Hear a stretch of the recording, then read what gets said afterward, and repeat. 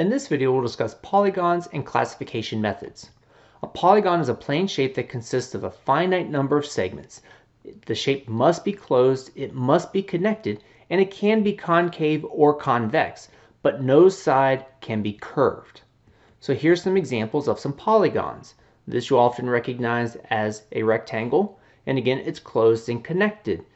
And here we have an arrow, and here we have just a general polygon that is concave. In contrast, these would not be considered polygons.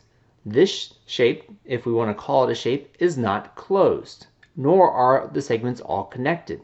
And these two shapes have curves to them, thus they would not be polygons. Now the most common polygons go from the triangle to the dodecagon. These are all terms that you should recognize, and you should be able to see that shape and recognize that is that shape. So here, this is a four-sided shape. That is a quadrilateral. Here, if I count up all the sides, there are 12 sides. I should think to myself, oh, 12 sides? Dodecagon. And here, this arrow has 7 sides. I think 7 sides, heptagon. And that's the type of speed you want to have when you're looking at shapes, to be able to name them if they're polygons.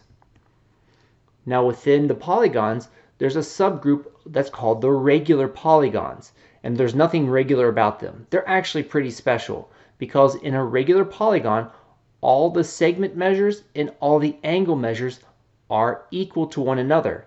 This can only occur if the polygons are convex, because if it's concave, one of the angles will not be congruent. Now let's look at some examples of regular polygons. What you should notice in all three of these images is that both the segments and the angles have measurements to represent there is equality in them. Here, all the segments are represented with the same measure, and then the angles are marked as being congruent. Here, both the segments and the angles are just marked, and here all the measurements are provided to show that congruentness, or that equality. However, if we only have the sides measured, or only have the angles measured, we can't say that it's regular because we don't know enough information about the angles. In reality, this, with the angles all measured as being equal, but these two sides definitely do not look the same length, neither does the smaller one.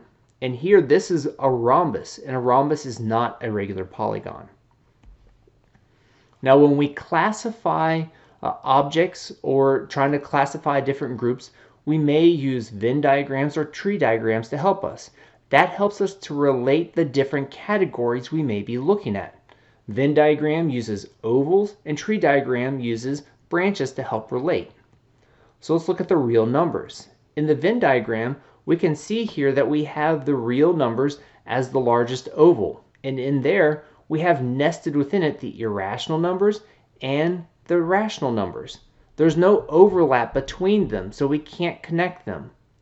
Whereas the integers are all inside the rational numbers, which means that the integers are all real numbers as well. And that follows suit. Whole numbers are always integers. Natural numbers are always whole numbers. They're always integers. They're always rational, so they're always real.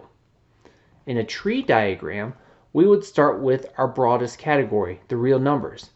The branches would help us see how the categories split to rational and irrational. And then because the branch comes straight down, we recognize then that an integer must be rational, a whole number must be an integer, and a natural number must be a whole number.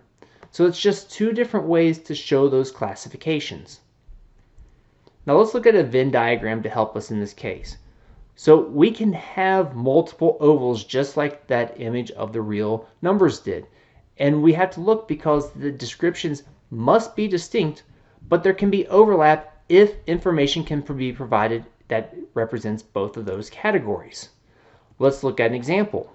Say we had polygons with 5 or fewer sides and regular polygons. Those are distinct ovals, but there are some shapes that will overlap in there. So let's look at some of these shapes. This first one is a regular hexagon. It has more than 5 sides, so it'll go in our right Venn diagram, but only on the rightmost side. Here we have a polygon with 5 or fewer sides, but it's not regular. Here, this has 4 sides, so it's just in this left one. This is a triangle. We don't know anything else about it, so it has to go just on the left side. Here we have a square. A square has 4 sides and is regular, so it will go in the overlapping center.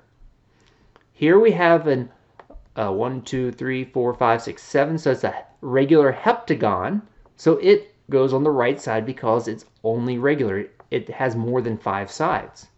This pentagon has all congruent sides and all equal angle measures, so since it's 5-sided, it will go where the overlap occurs.